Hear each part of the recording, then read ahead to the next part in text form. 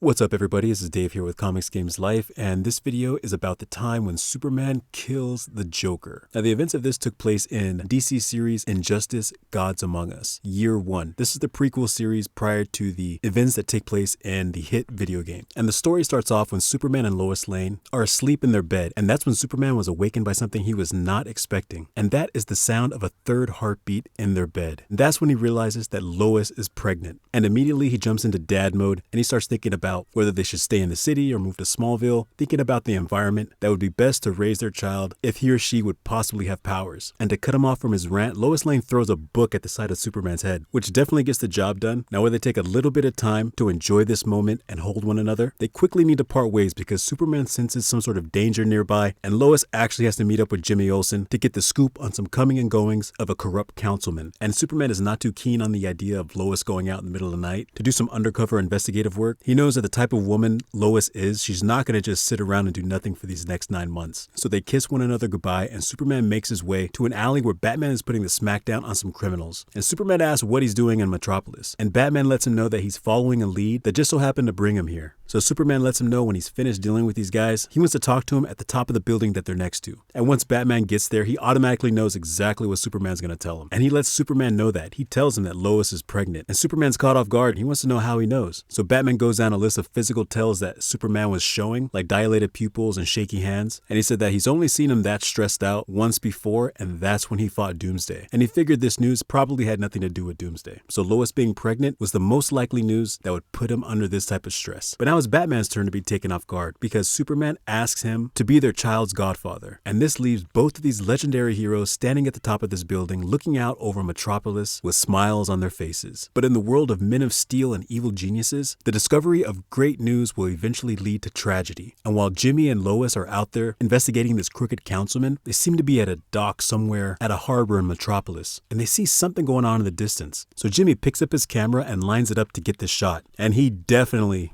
gets the shot. But it wasn't from the click of his camera, but from the trigger pull of a gun, and it ends him right then and there. And the individuals that Lois and Jimmy saw were the infamous Joker and Harley Quinn. Now as dawn breaks, Lois hasn't returned home, so Superman is out trying to find her to see what happened. And he comes across Jimmy's dead body and one of Joker's calling cards. And he immediately flies at lightning speed to Batman's location. And Batman happens to be at Star Labs, because that lead that he was following that brought him to Metropolis is because he got word that someone stole some kryptonite. But after Superman letting Batman know what's going on and that they need to find Lois, Batman drops everything that he's doing and immediately calls a Justice League and tells everybody to stop what you're doing and get to Metropolis because one of our own has gone missing. So the first one on the scene, of course, is the Flash. And he quickly searches every inch of Metropolis and he comes back to tell Batman what he's found. So he takes Batman to an old Star Labs location and he finds a dead Scarecrow on the scene. As he takes off his mask, there's clear evidence that he was exposed to the Joker's laughing gas. And just then, over the intercom system, Wonder Woman calls in and says that she found a lead on Lois's whereabouts.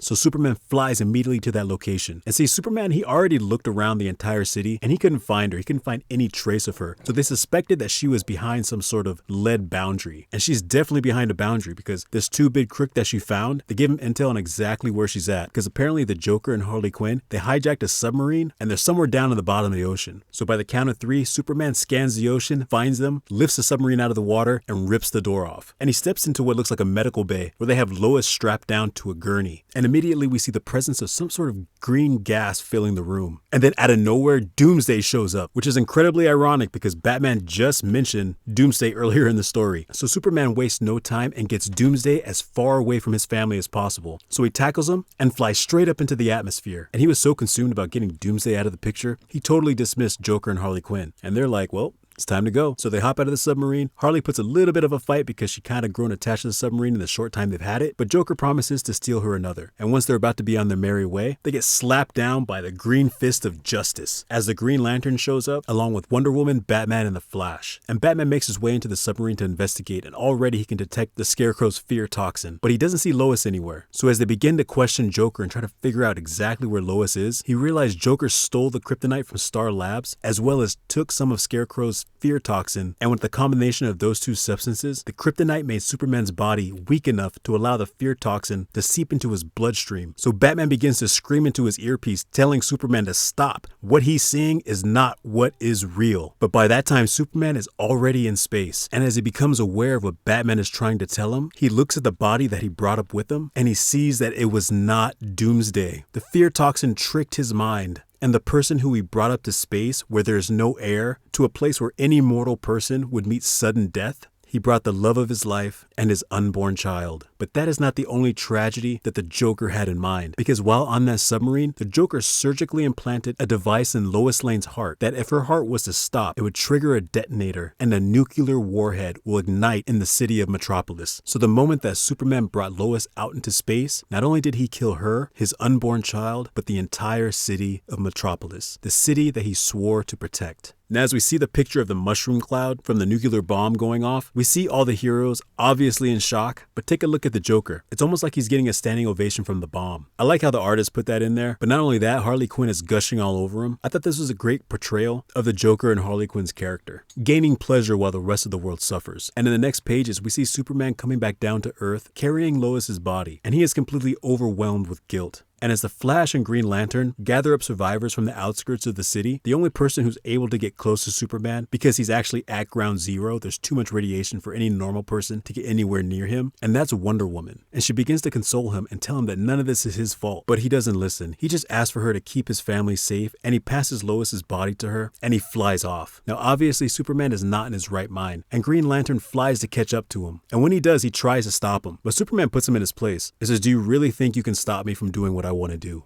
And in a blink of an eye, he takes off Green Lantern's ring, which nullifies any superpowers that he could have used, and then Superman brings him to the ground safely and destroys his communicator so he can't give anybody any warning that he's on his way to find Joker. But it doesn't take a genius to figure out where he is. He's sitting in Gotham prison being questioned by Batman, and as Batman is asking why he did what he did, the Joker's just playing with him. He's responding to him by saying, "Why do we need a reason to do anything? As a matter of fact, last week I beat a puppy to death with a kitten. Now why would I do that? I really have no reason." And then Batman grabs him up by the lapel and says, "This has always been about us. Why did you involve him?" And Joker's like, "Well, fighting with you got old. It seems like you beat me at every turn. Now Superman, now he's easy. Almost as easy as beating a puppy to death with a kitten. You know, someone took everything away from you at one point, and look what it did to you. Can you imagine what this is going to do to Superman?" And then Batman erupts with saying that Superman is too good of a person to be corrupted by the likes of you. And like clockwork, the side of the prison explodes, and in comes Superman in berserker mode. And without even thinking, he tosses Batman to the side and open hand palm punches Joker straight through the chest. I mean, he didn't even bother closing his fist. I know it's a small detail, but I'm really wondering what the artist thought. Like, why do the open hand thing? Like, why not a fist? Or why not like a spear hand or something like that? I'm assuming Superman did this because maybe it would hurt more, or maybe he was trying to go for his heart and missed. I don't know. But the look of disbelief on Batman's face really shows the level of shock that he's feeling right now. I imagine so many thoughts running through his mind. Like, am I really seeing this? Could I have stopped this? Or why didn't I think of that? Now, it might not have been the most brutal of endings that Superman could have given him, but given his squeaky clean character, this was pretty savage, and deservingly so. Now, there's so much more to this story. This was only a small part of the entire plot of the Injustice Gods Among Us prequel series, and I look forward to doing more of these in the future. But if you liked the video, go ahead and like, share, and subscribe. Comment down below if you'd like to share some of your thoughts, and continue to support your local comic and game shops. I thank and appreciate all of you out there for watching, and I'll see you next time.